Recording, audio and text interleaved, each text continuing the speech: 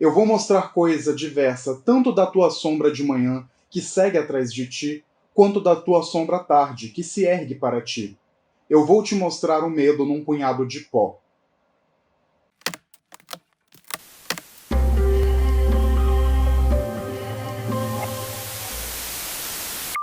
Olá! Sejam muito bem-vindos ao Fita Maldita. Eu sou Gustavo Fiô e no vídeo de hoje nós vamos nos juntar novamente ao Roland Deschain e o seu catete para mais uma aventura em busca da mítica Torre Negra.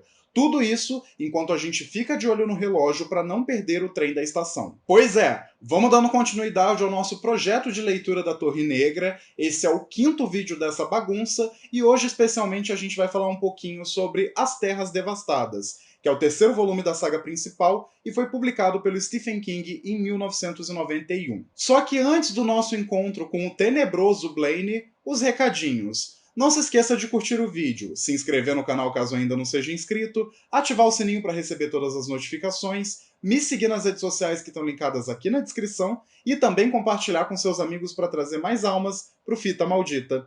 Calor do carai.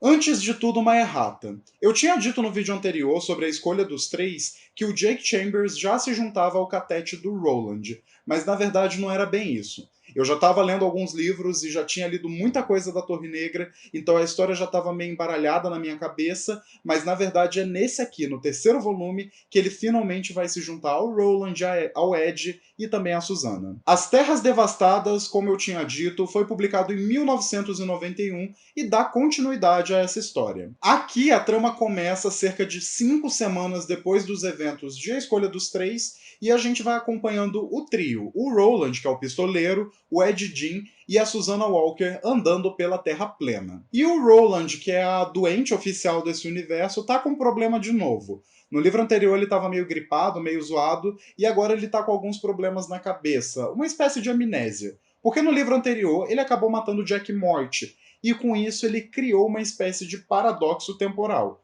Porque afinal de contas, se o Jack Morty morre, o Jake Chambers continua vivo.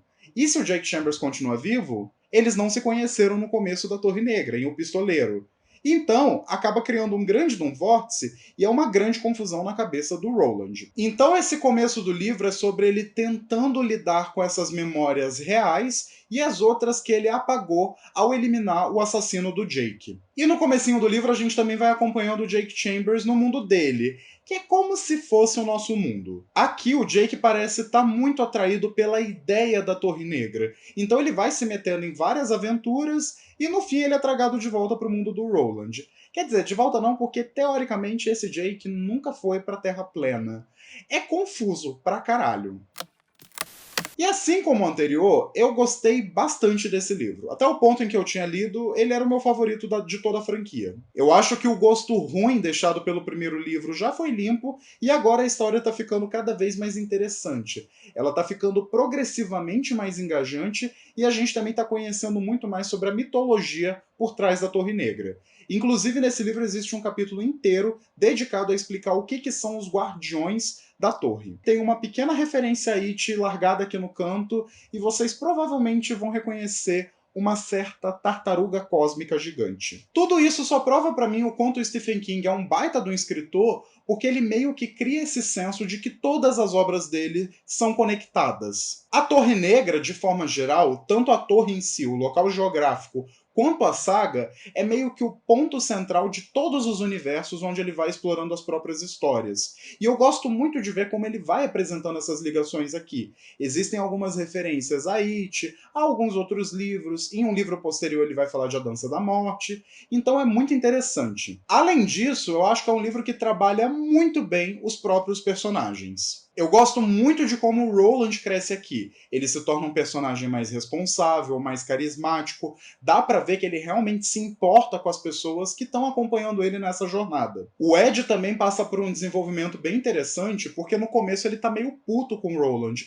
porque tá todo mundo andando de nada a lugar nenhum e nada acontece. Mas aos poucos ele vai sendo colocado à prova e dá pra ver como ele é um personagem muito leal ao grupo. Eu gostei demais de ver ele aqui. E no fim a gente tem a Susana, que é a mistura da Odetta com a Detta, e que assim, tá se tornando minha personagem favorita de toda essa saga. Eu gosto muito dela, eu acho que ela é uma personagem crucial para essa história, e até gostei um pouco mais da forma como o King tá representando essa personagem. Apesar de que existe uma cena ali no meio do livro que me incomodou muito. E se você não sabe do que eu tô falando, vai lá assistir de novo o vídeo sobre a escolha dos três, que eu falo um pouquinho sobre a representação da Susana. Só que, pelo menos pra mim, o grande destaque do livro é o Jake. Quando eu tinha lido O Pistoleiro, o primeiro volume, e ele tava lá como um dos personagens centrais, eu não criei nenhuma opinião forte por ele. Eu nem gostava e nem desgostava. E quando eu soube que ele meio que ia voltar à vida, eu fiquei um pouquinho preocupado, porque eu achei que a dinâmica não fosse ficar legal. Afinal de contas, é uma criança ali correndo no meio dos adultos entre essas missões. Só que o Jake é uma figura muito especial. Eu gosto dele porque, apesar de ser uma criança, ele é inteligente, ele é esperto e ele também tem os próprios planos. Dá pra sentir muito forte a conexão que ele tem com o Catete do Roland, e eu não ficaria surpreso se ele fosse a figura mais essencial para eles concluírem essa jornada. E é até engraçado porque eu acho que a inclusão dele aqui acrescenta muita coisa à Torre Negra, principalmente em termos de dinâmica dos personagens. É uma criança no grupo, então você vê que as pessoas precisam se comportar de uma forma diferente quando ele está por perto.